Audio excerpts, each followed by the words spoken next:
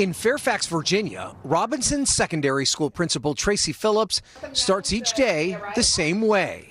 At this time, I need all middle school students to please make sure that your devices are off and away. A reminder to the close to 4,000 students on campus that cell phones need to be put away when class is in session. The kids are on board, the community's on board, and we've had a lot of success. Robinson has a two-tier system.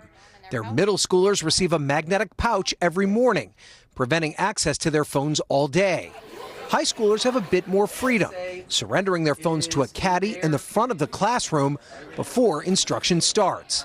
But they still have access between periods and during lunch. We sat down with 5 students from different age groups to see what they think works. You see people talking to each other more in that passing time before class starts instead of just scrolling on the phone or being on social media. For this generation of students, cell phones have been a part of their lives since birth, and breaking the cycle of scrolling is not easy. It almost feels like an addiction sometimes. Yeah, almost seems like an addiction. The addictive attraction of screens is only part of the problem for educators. Social media creates a toxic playing field for teen drama. Does social media fuel that, though, sometimes? I think a lot of people's actions are fueled by what they see on social media. I think it's really like a kryptonite for how kids act. The negative influence of the technology is leading schools across the country to explore phone bans. 9 states have implemented phone restrictions, while 40 other states are considering bans. And a bipartisan duo of U.S. senators want the federal government to help even more.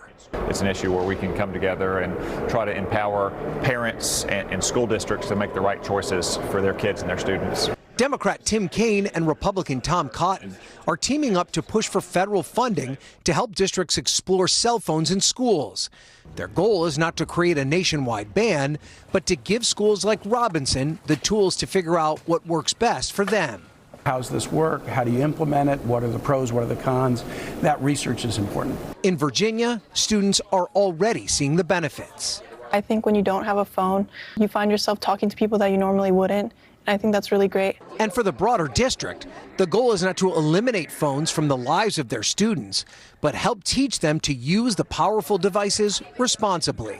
I think we're going to have to find out a way to balance the use of using cell phones as a tool in school and for use for the students' needs, but also making sure that we protect instructional time. Is it part of it still learning how to use a phone appropriately as you become an adult? For sure. Yeah, definitely, yeah.